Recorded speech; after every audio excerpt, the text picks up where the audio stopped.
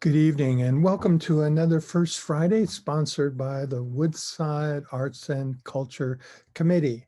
The committee is a group of volunteers who want to provide interesting subjects to our community, which we're always interested in supporting.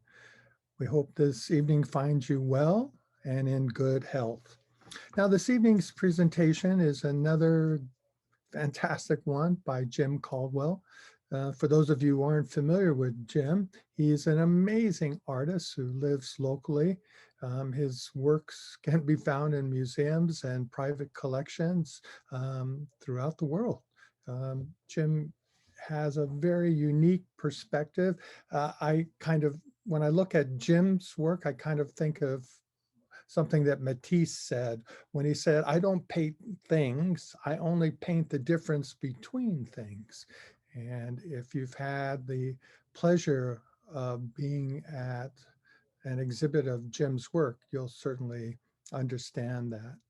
Now, Jim's this evening is presenting not his own work, but a work of, you could kind of say a local, and that Wayne Thiebaud started out at San Jose State, now San Jose State University College, transferred to Sacramento, and then became a professor at my old stomping grounds at the University of California at Davis. And Wayne is really known for taking everyday objects and showing them in a very unique way. And I think we'll be enjoying that this evening. So without further ado, here's Jim. Hello, I'm Jim Caldwell, and thank you for joining me for Wayne Thiebaud in his own words. Wayne Thiebaud has recently painted this wonderful cover for the August 17th New Yorker. On November 15th, he will celebrate his 100th birthday. Wow, what a milestone.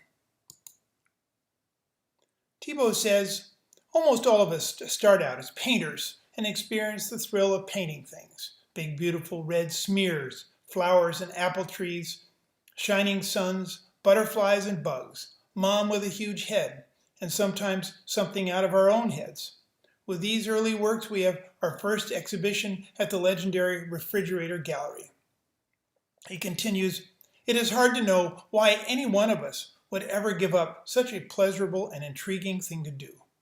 So some of us never stop, because we have seen the many painted miracles we have inherited from the masters, and we have fallen in love with painting.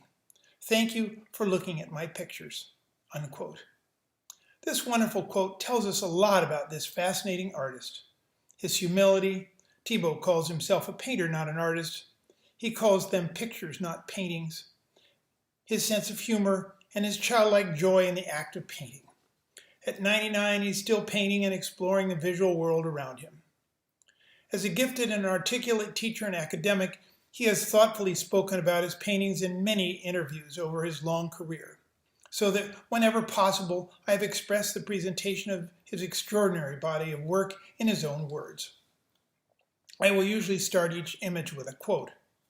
In the next 50 minutes, we will look at three very different themes which Thiebaud has explored during his prolific 60-year career.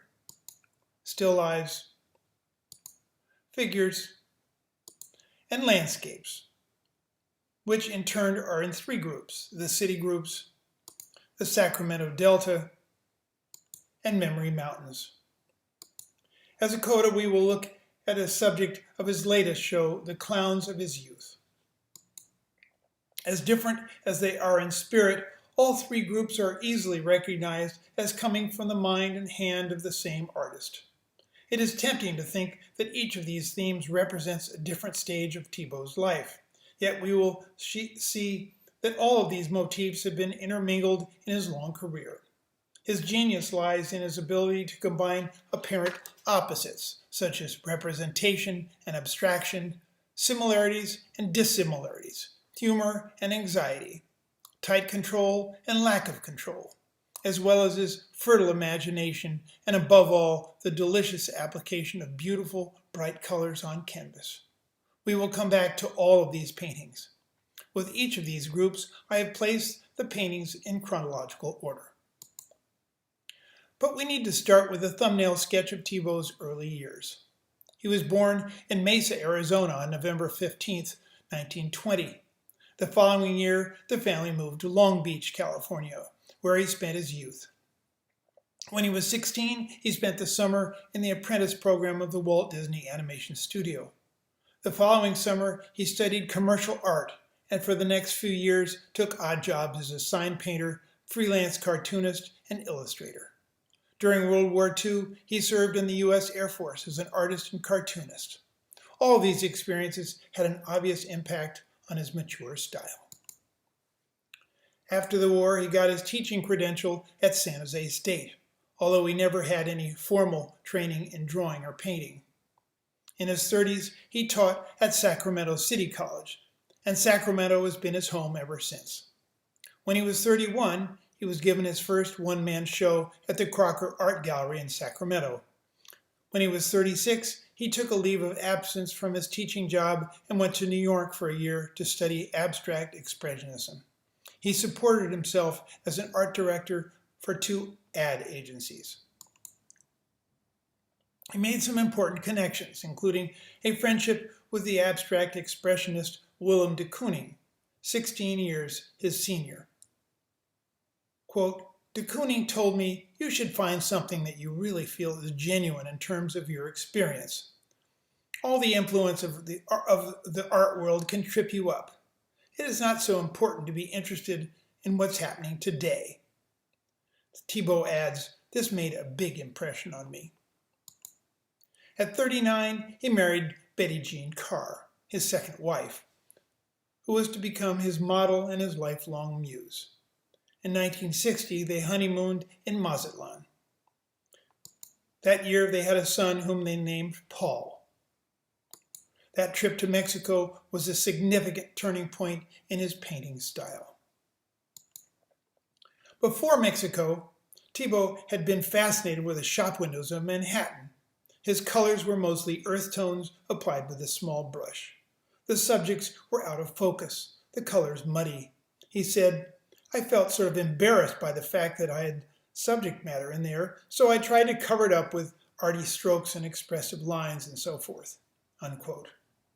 He was drawn to the opulent handling of paint applied to totally representational subject matter, as were David Park and his friend Richard Diebenkorn, members of the Bay Area Figurative movement. And this was after Mexico. This is a beach scene in Mexico painted from memory. The changes in his style are dramatic. As Thiebaud explains, it was apparent to me when we came back from Mexico that not only had the lights at night changed, but there was a general glittery activity on all sides. There was more chrome, more reflected light, more flags waving. When one went into a place to eat, the speed and tempo were much greater. The light sources were much larger. The flamboyance, the energy was omnipresent. We only noticed this after we had gone to a slower-paced community, unquote. We can see that in a very short time his colors had become brilliant, and he had gained the confidence to apply his heavy pigments with a big brush. The subject is coming into sharper focus. The red and orange highlights in the shop sing out against the blue of the sky and the clear, bright golden sand.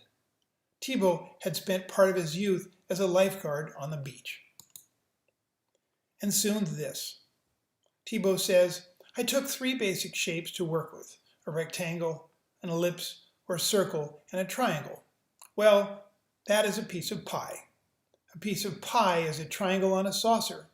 I chose a pie for a couple of reasons. Because of its basic shape, and because I had never seen pie painted. I thought to myself, Jesus, this will be the end of me. Nobody is going to take me seriously, but I couldn't leave it alone. One thing that allowed me to do that was having been a cartoonist, unquote. In April of 1962, when Thiebaud was 42, his career went from 0 to 60 with one show at the Allen Stone Gallery in New York. It was the right place and the right time. Less than a year before, he had shown the same pie paintings in San Francisco and had sold none. Allen Stone was a trusted dealer.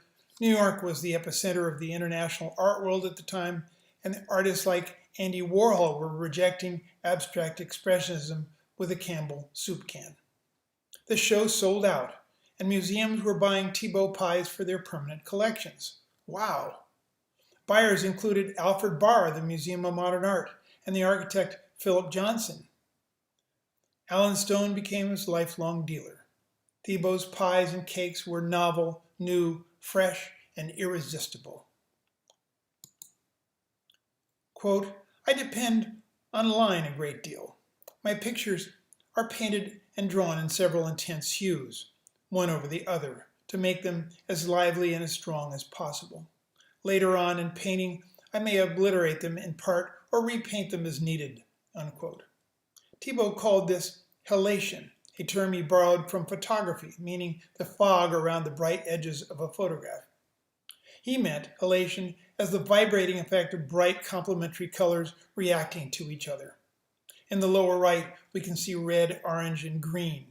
In the upper left corner of the pie, we can see tight control and lack of control, what I call a happy accident, when the paint pigments mix on the canvas in an uncontrolled way.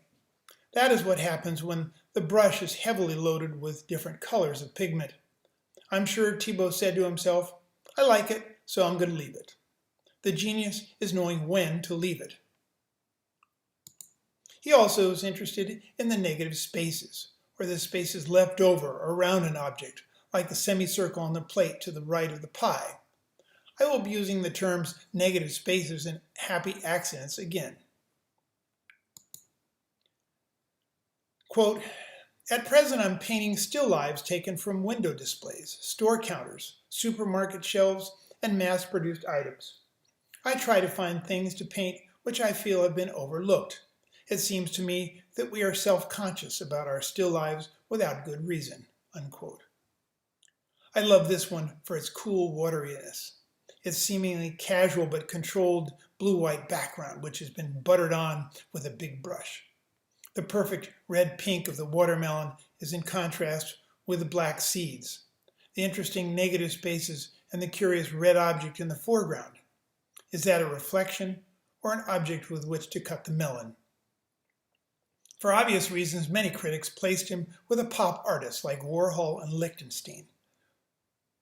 But their flat handling of paint with silkscreen and stenciled images, their pop culture subjects, and a preoccupation with signage is so different. Quote, I simply wanted to get objects to sit well in space. I wanted to orchestrate space. Impasto is employed for a specific purpose. It alludes to the tradition of illusionistic painting. In my case, an experiment with what happens when the relationship between the paint and the subject matter becomes as close as I can get it. White, gooey, shiny, sticky oil paint spread on the top of a painted cake becomes frosting. It's playing with reality. Painting is where the artist is like a magician.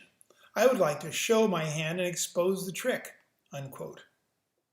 Impasto, the very heavy application of paint, is typical of so many of Thiebaud's paintings. Notice the red-hot edges which bring this white-on-white composition to life. The cool blue cast shadows are so prominent in his work. Here they are in contrast with the lighter blue of the shaded side of the cake. Thiebaud says, most of the objects are fragments of actual experience. For instance, I would really think of the bakery counter, of the way the counter was lit, where the pies were placed. From when I worked in restaurants, I can remember seeing rows of pies or a tin of pie with one piece out of it and one pie sitting beside it.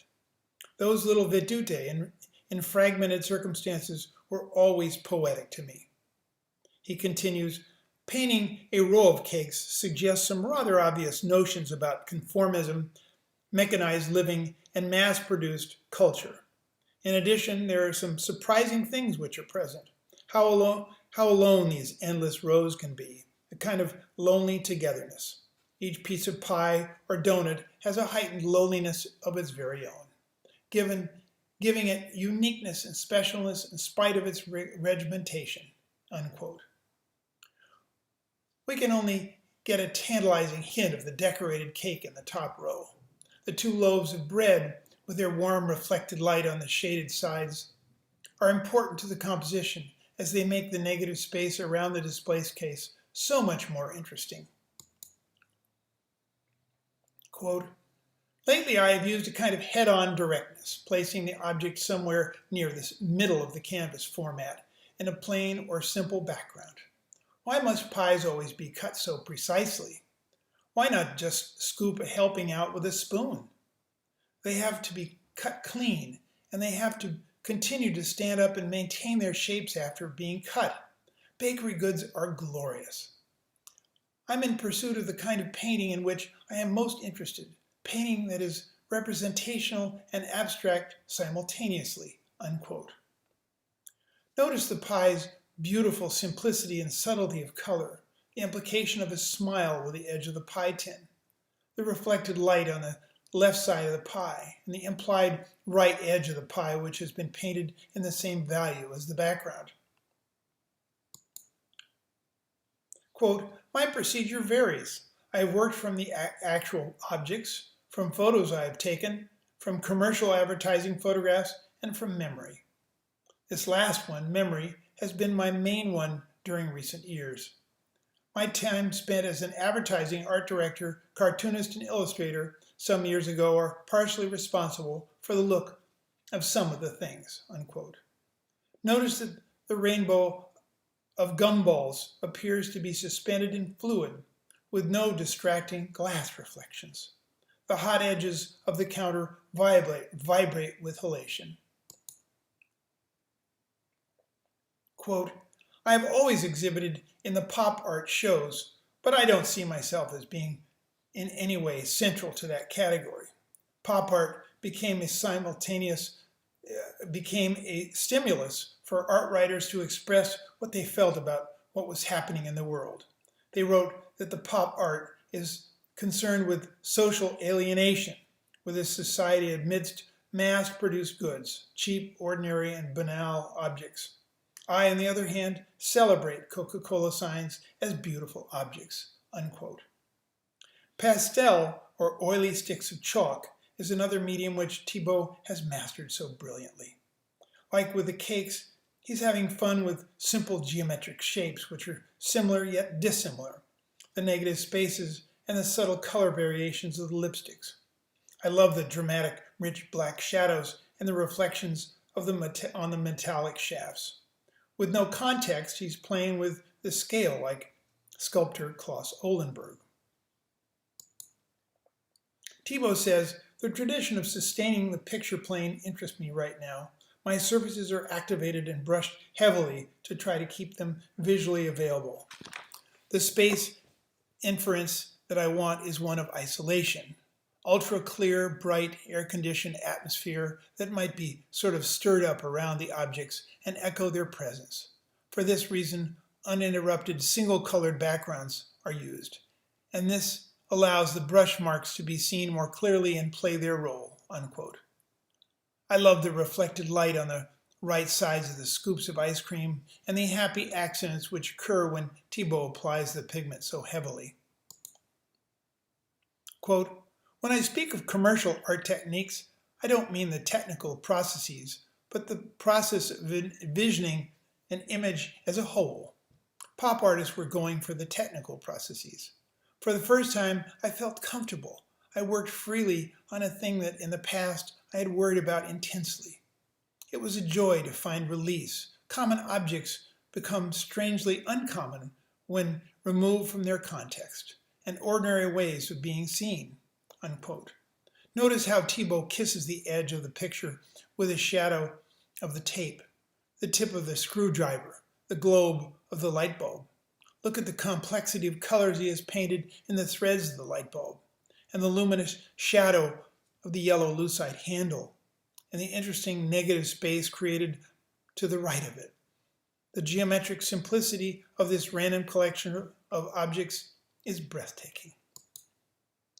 The dates on these last 5 still lifes indicate that he painted them long after he had moved on to other motifs, but in no way makes them less interesting. This pastel has always appealed to me. The scale which Thiebaud has created is fascinating. It has the weight of a Mayan temple and could be huge with its tiny wedding couple perched on top and elaborate decorations. I love that the ground fades from pale yellow in the front to a soft blue in the back, creating a depth of space which is usually lacking in his still lifes. The rich layering of the pastels in the shadows is wonderful. Quote, I don't think I'm much of a colorist. My main interest is with contrasts of great intensity. This effect exemplifies the idea of starkness and glare that I'm trying for, so I don't think much about color in terms of hue. I think that Thiebaud is selling himself short, as color plays such an important role in his work, from the blue icing to the rich chocolate browns to the lavender shadows, to the hot halation. Again, the lack of scale he has created by eliminating all reference to place is so fascinating. It's as if we could wander around these giant cakes. Quote, the symbolic aspect of my work is always confusing to me.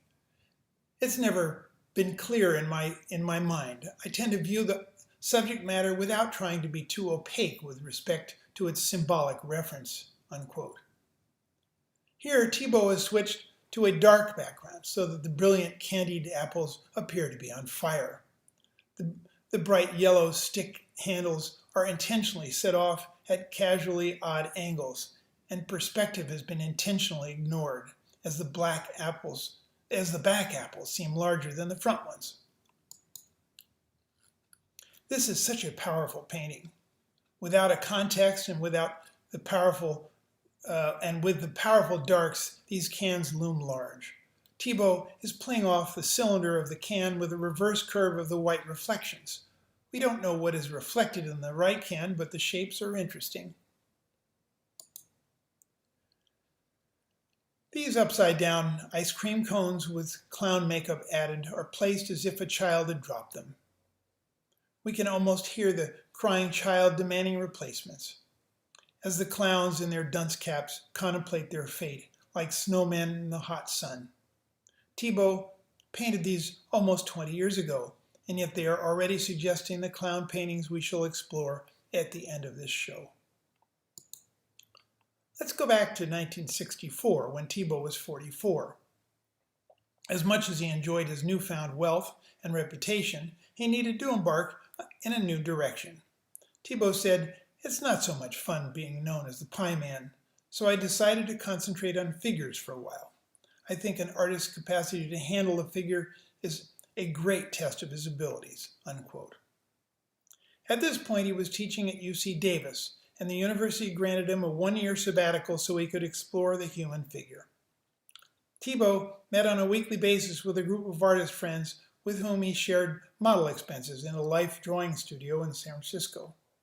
He says, "The biggest achievement and richest gift of drawing is not the drawing, but the new eyes that it gives you, because it teaches you how to see in a way that you can't see otherwise," unquote.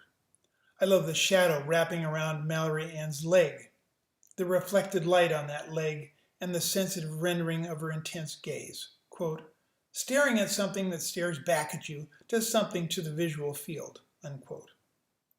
Mallory Ann is his daughter by his first wife, Patricia. I decided to express myself in a way that was different from the period in which I painted pies and cakes. I began to use very strong light bulbs in my studio, which illuminated a subject in some ways like the sun. It's like seeing a stranger in some place like an air terminal for the first time. You look at him, you notice his shoes, his suit, the pin in his lapel, but you don't have any particular feeling about him," unquote. The critics were not particularly kind to Thiebaud's new motif, claiming that they were failures as portraits, but he always thought of them only as figures, a sort of human still life. Unlike the depiction of food, which was mostly done from memory, these large figures were painted from life. This one is an exercise in severe foreshortening, as we can see in the man's legs and the shoes, which are in reality much longer than they appear on the canvas. Thiebaud is just as interested in the wooden spindles of the chair, which he renders so carefully, and the negative spaces between them, as well as the shadows on the man's back.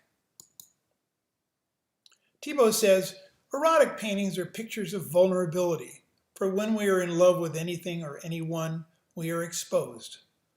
The object of our love must seem available. We tend away from the deep freeze ice cream cones and chilling nudes. The ice cream must be in a state of softness so that we may taste the flavor, and the body must be exposed and ready for love, unquote. This is his wife, Betty Jean, with whom he was definitely in love. This unusual painting stands apart from all of the other figure paintings he did. It is full of contradictions. Her spread-leg pose is suggestive, and yet the prominence of her soles of her bare feet is anything but sexual. Her blank stare hints at a mind which is far away from the scene. This painting is really about skin and all of its subtle colorations. There is lots of lovely reflected light on the left leg and the right arm. It is also a study in foreshortening, with the legs in the right hand, which is so perfectly rendered. Here we see the beautiful happy accidents in the lower left of the triple scoop, as he butters on the heavy pigment.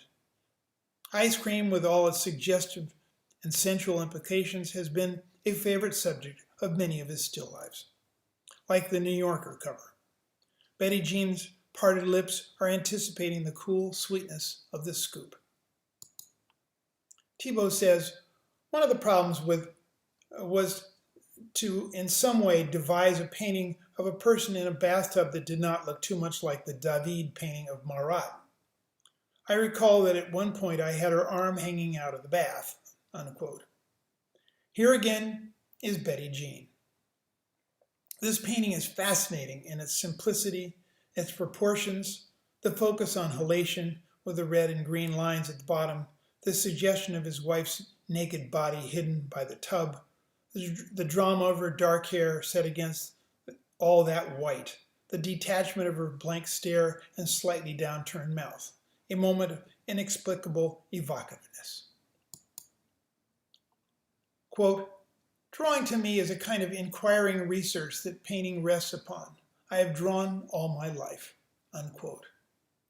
When Thiebaud did this powerful drawing, he was still doing life drawing with his friends 18 years after he drew Mallory Ann. Unlike the one of his daughter, he has not bothered to finish the face of the sitter because he is more interested in the bold forms of the male body illuminated by a strong light. I particularly like his rendering of the model's hands and the rich multiple hatchings on the right leg. In 1973, because he was visiting San Francisco quite frequently, Thiebaud bought a small cottage in the Potrero Hill district south of downtown.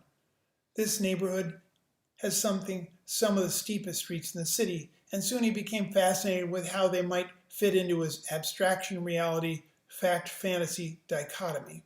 Quote, the street pictures which I did in San Francisco, they came out of Dick Diebenkorn's Berkeley series in his street scenes, unquote.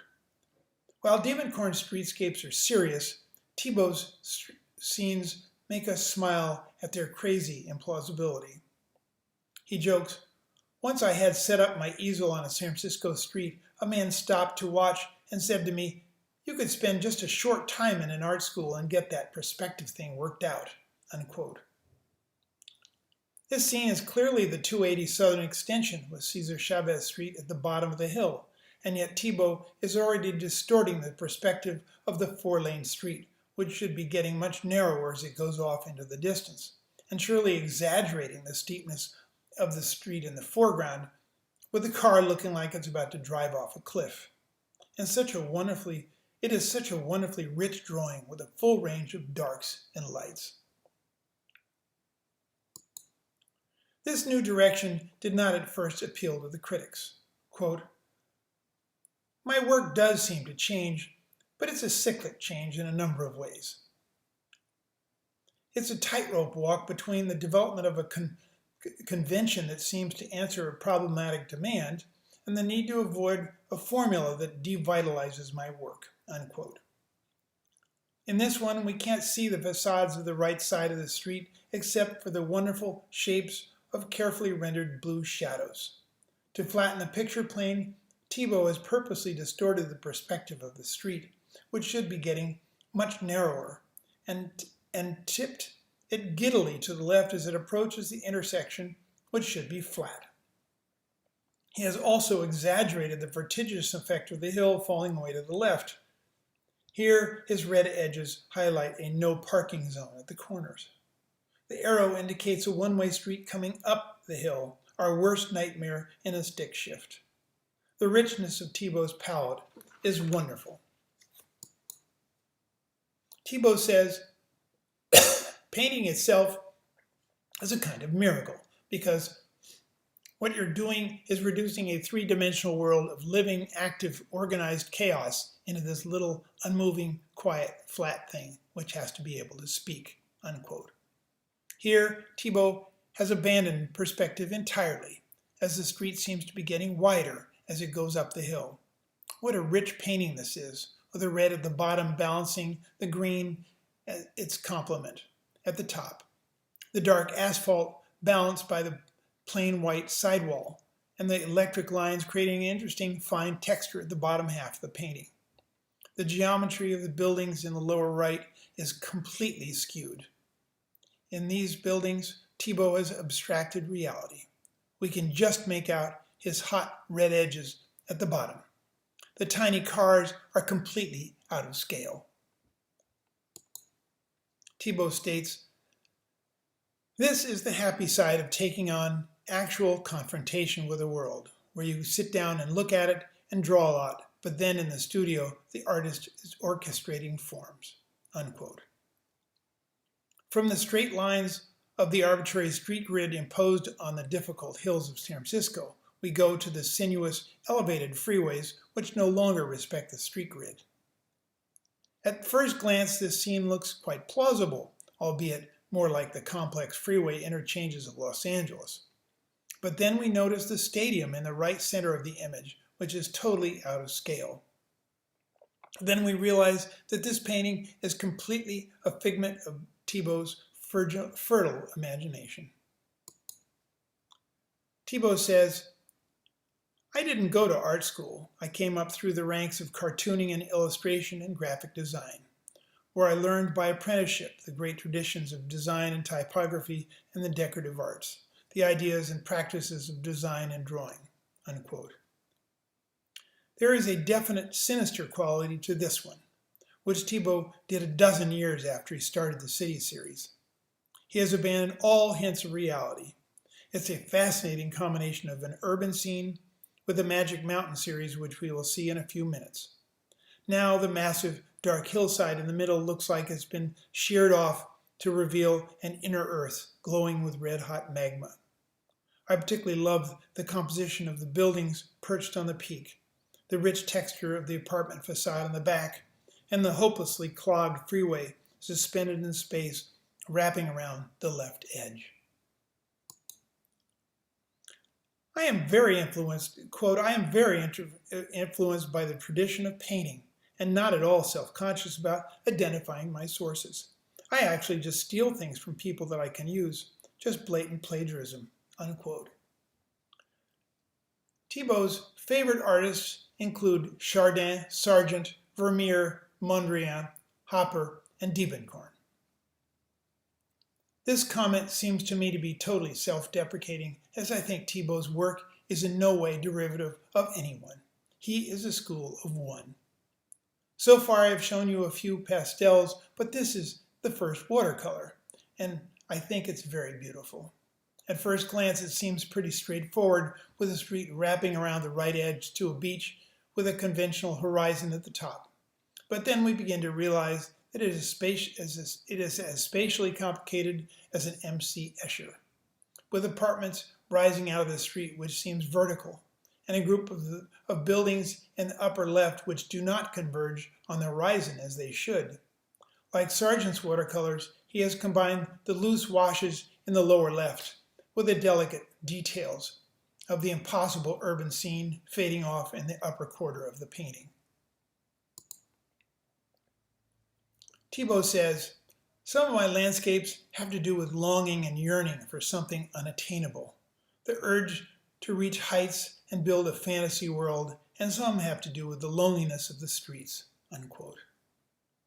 The last of the cityscapes I'm going to show you is Park Place, which is as wildly vertiginous as anything Thiebaud has painted.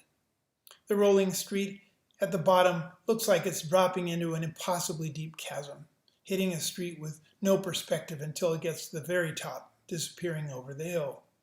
The blank yellow sidewall of the apartment building imitates the shape of the street, except it has horizontal lines instead of vertical ones. Notice the richness of the extremely foreshortened apartment facades and the impossibly tiny cars. The green cliff on the left, with its thin edge of vegetation on the top, is something dark and ominous we will see again in his memory mountains. 30 years ago, Thiebaud decided to add yet another motif to his repertoire, the meandering waterways of the Sacramento Delta, and the colorful patterns of the rich farmlands planted behind the levees. This is an area very near where he has spent most of his life. I have not seen it documented, but I think he was inspired by a helicopter ride, as I was. From the ground, it is impossible to understand or appreciate the rich and wonderful patterns, colors, and textures which one can see from the air. In this series, he's using a much brighter palette of colors. He says, "I wanted to eliminate the horizon line to see if I could get a landscape image that didn't use a horizontal fixation, to try to get some sense of the loss of the convenience or comfort of standing and looking at things, to throw people off a bit." Unquote. He has definitely thrown us off and gotten our attention by creating multiple vanishing points or parallel lines seeming to converge in different directions. The land and the water no longer lie flat. And he has juiced up the colors so that they dance off the canvas as the river splits the painting in two. Quote, "I would like the painting to create its own light, to create its own energizing forces, to express metaphorically with the use of color the same sort of light energy that reflects off natural objects." Unquote.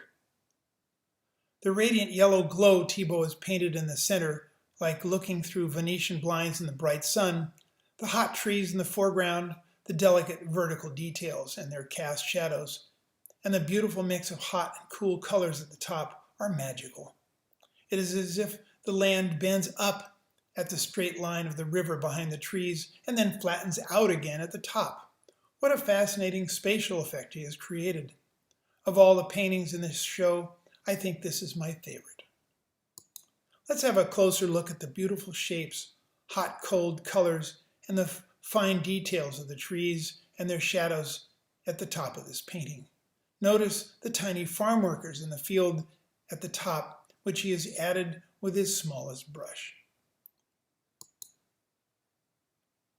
Speaking of his grandfather's farm in Southern California, Thiebaud said, "I plowed, harrowed, dug, and hitched up teams, and planted and harvested alfalfa, potatoes, and corn. I loved it. It was a great way to grow up. These paintings have something to do with the love of that." Unquote.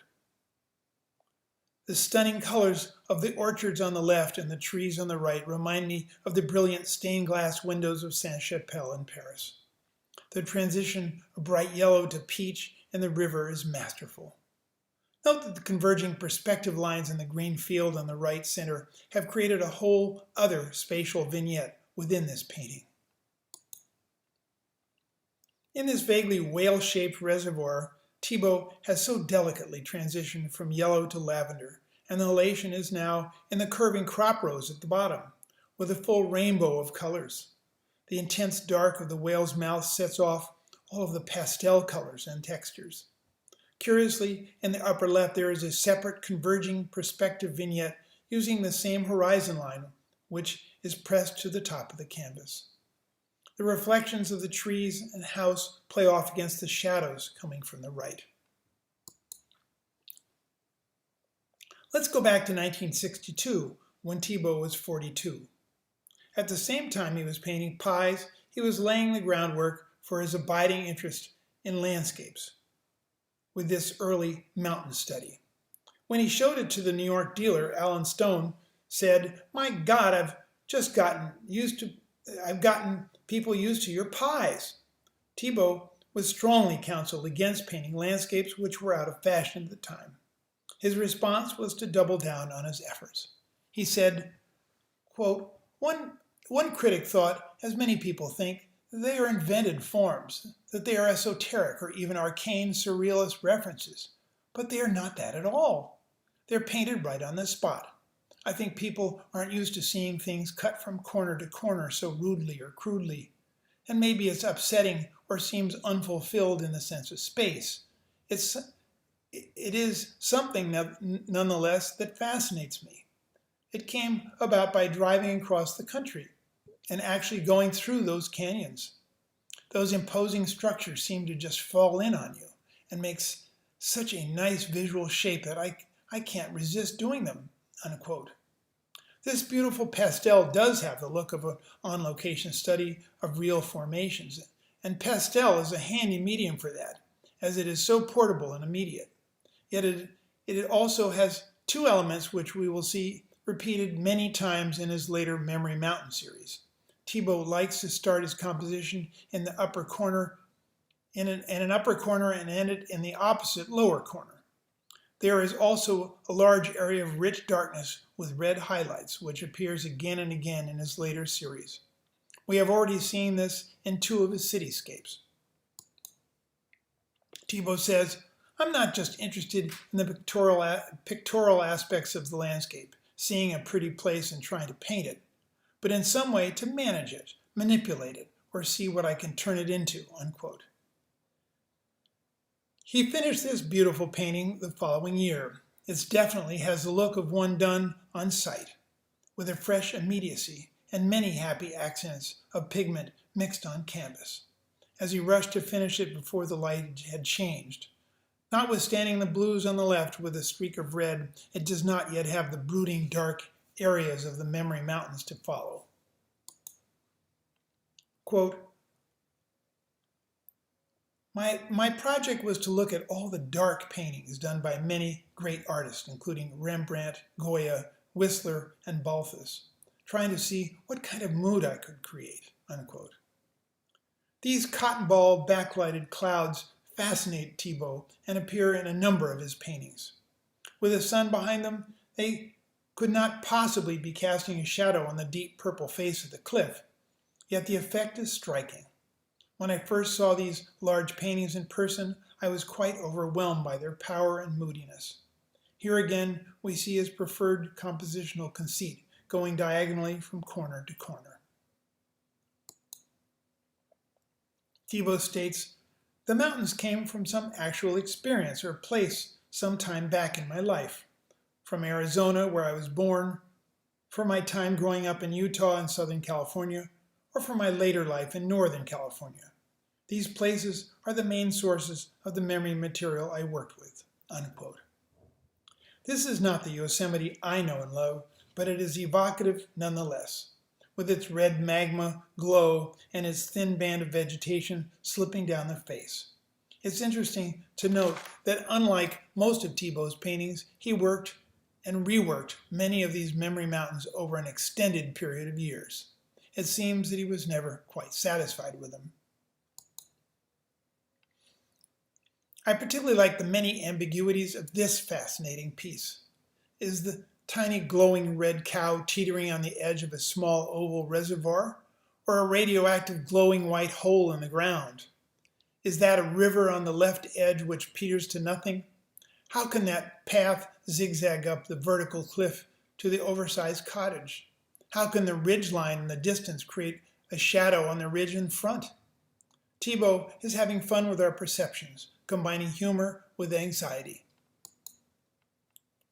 As art historian Margareta Lovell phrases it, understanding the Earth's crust as a fragile, paper-thin, hospitable space for flora, fauna, and human habitation, a precarious Eden sandwiched between the transparent dome of air and the fathomless, chartless, incomprehensible rock substrate is one of the things that makes Thiebaud's mountain landscapes bizarrely original and eerily unsettling, unquote.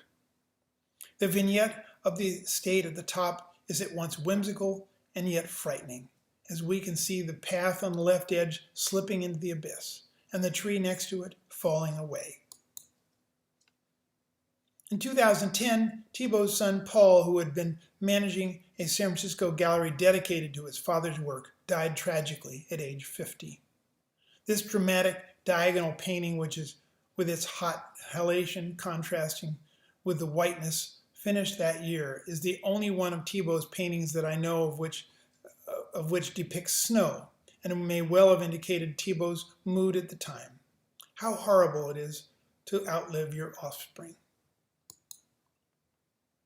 Not all of Thiebaud's memory mountains are dark. This one has the same monumental bluffs with a hint of minuscule landscape growing at the top. But the rainbow of colors are now bright and sunny. Again, he indicates that he has worked on this canvas over many years. And yet, this detail shows lots of paint which has been applied wet on wet, with many beautiful happy accidents. When Thiebaud was 12 and living in Long Beach, he and his friends eagerly awaited the annual arrival of the Ringling Brothers Circus. They would try to get circus jobs and free tickets. This most recent series has definite nostalgic overtones. Commenting about these paintings, Thiebaud says, "Contrasts and extremes, ominous clowns, as very nasty fellows who are at once humans and phantoms," unquote. He jokes that if he'd had another profession, he would have liked to have been a clown. Humor has been part of Thiebaud's work for 80 years. With his cartooning background, and he has even submitted captions to the New Yorker's back page of cartoons. He likes to make people smile, but the clowns are definitely bittersweet. As art critic Julia Friedman put it, he is revisiting childhood memories with a hindsight of adult wisdom, with palpable vacillation between joy and fear, unquote. This diminutive, hunkered-down clown seems intimidated by his moment in the spotlight. The plain white background is buttered on afterwards, just as Thiebaud did in his early still lives.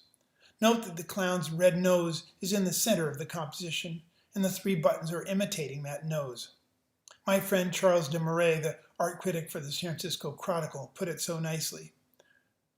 A successful clown is a figure shocking in his knowledge of our silliest, most intimate selves, as menacing as the unguarded expression of our emotional instabilities, unquote. The year Thiebaud painted this sad clown, 2015, was the year that his beloved wife, Betty Jean, died. They had been together for 55 years. This evocative piece reminds me of my flying dreams, when all I had to do was just lean forward and magically will myself to be airborne. After the monumental majesty of the Memory Mountains, this series seems a bit out of place. Again, as de Marais phrases it, this one may be a metaphor of the fool taken down by a tiger that seems less threatening than overeager, the celebrated artist pinned down by an adoring fan, unquote. Although this tiger has the look of a gentle cat, it does remind me as a child at the circus of that frightening thought that at any moment a giant tiger could overwhelm his trainer. Let's briefly review Thiebaud's wide range of motifs. We have seen his abstract representational treatment of still lifes, forcing us to look at everyday objects, and his eerily detached figure studies, and the anxiety of his vertiginous street scenes, and his colorfully unsettling delta scenes glowing with inner light, and his monumentally moody memory mountains, and finally the poignant humor of his nostalgic clowns. The New Yorker cover is a new, luscious ice cream with super rich colors, buttered on, and fascinating textures. It is similar yet different from his earliest paintings. It has a beautiful, vibrant, dark blue background and a milk chocolate surface instead of white. The tiny cherry reminds us of a clown's nose from his recent clown series. I'm told that Thiebaud does not know how many paintings he has finished. I'm shown I have shown you a very subjective, tiny fraction of what surely must be thousands of paintings, which this prolific, industrious, and thoughtful artist has produced over the last 60 years.